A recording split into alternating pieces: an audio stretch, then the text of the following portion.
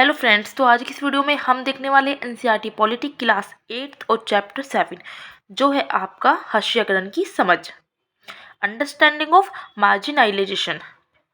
ठीक है, तो मार्जिनाइजेशन होता क्या है, हास्यकरण होता क्या है, हम इसमें ये समझेंगे।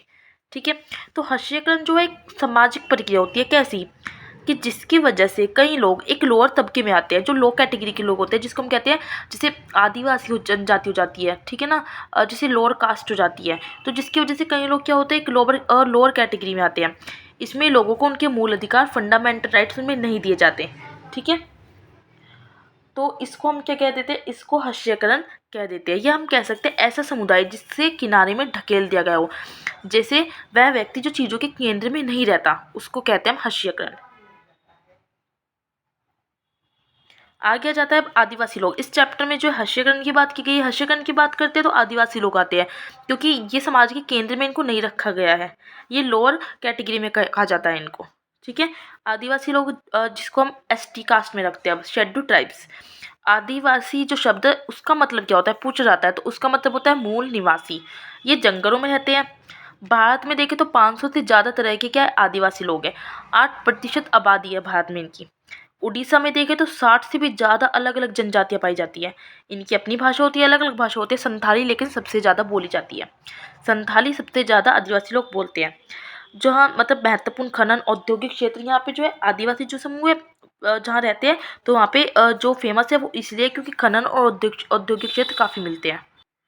मतलब सारे जो हमारे खनन होते हैं, महत्वपूर्ण खनन स्थान होते हैं, औद्योगिक क्षेत्र है, वो कहाँ मिलते हैं, वो आदिवासी का जो इलाका है ना वहाँ मिलते हैं। कौन कौन से इलाके, जैसे जमशेदपुर हो गया, राउरकेला हो गया, बोकारो हो गया, भिलाई, जैसे भिलाई संयंत्र है वहाँ पे। ठीक है ना, तो ये सब हो जाता है। असम की बात की तो 70 लाख आदिवासी लोग हैं वहाँ पे, 70 लाख। ठीक है, देखिए इनकी संख्या कितनी ज़्यादा है। भारत में बात करें तो 54 जो है राष्ट्रीय पार्क है, 54, और 372 वन्य जीव अभयारण्य है। ठीक है, ये 2001 के अनुसार है, 2001 का डाटा है ये ऐसे इलाके हैं जहाँ आदिवासी रहा करते थे, तो पहले की बात हो रही है। ठीक है, लेकिन अब इन आदिवासियों को क्या करा, वहाँ से इनको हटा दिया गया, उजाड़ दिया गया।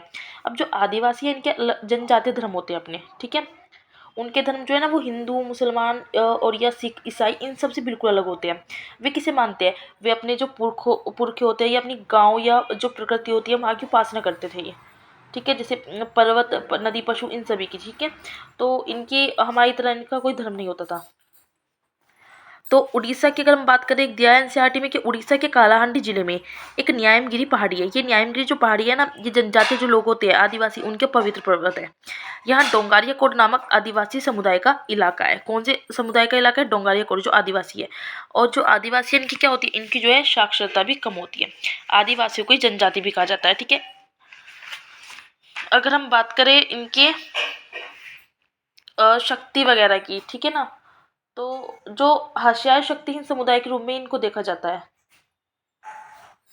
अब हम बात करते हैं आगे की। ठीक है, अब आ जाता है अल्पसंख्यक और हास्यकरण।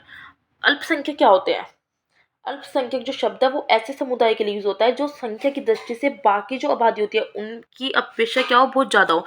मतलब ये ऐसे समुदाय है जो संख्या की दृष्टि से बाकी आबादी के मुकाबले बहुत ही ज़्यादा कम है, इन्हें कहते हैं अल्प, मतलब कम संख्या, जो संख्या में कम हो।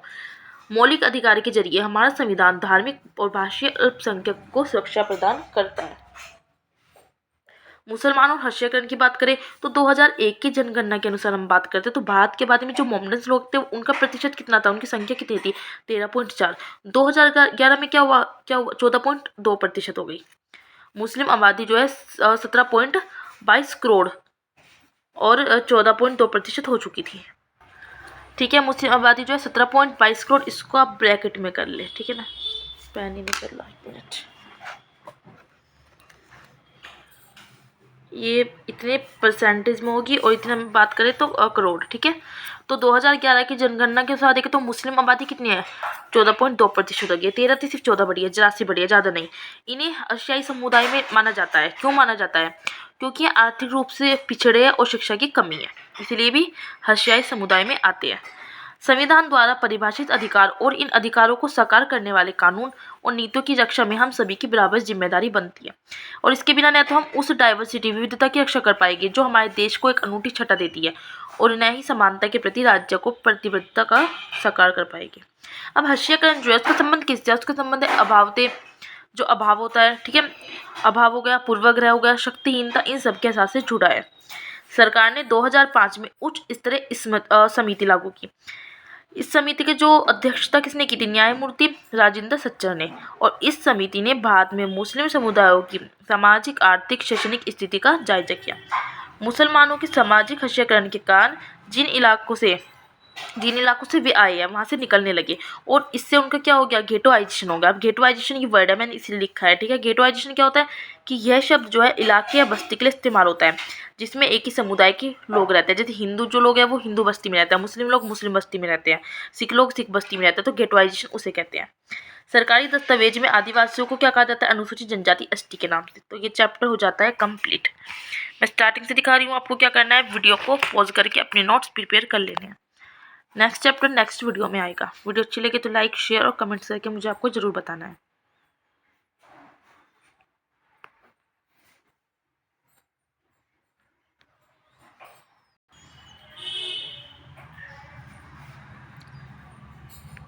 और पीछे का जो है आप सब रिवाइज करते चलिए, ठीक है। अगर पीछे का रिवाइज नहीं करोगे ना तो सब कुछ माइंड से स्किप हो जाएगा।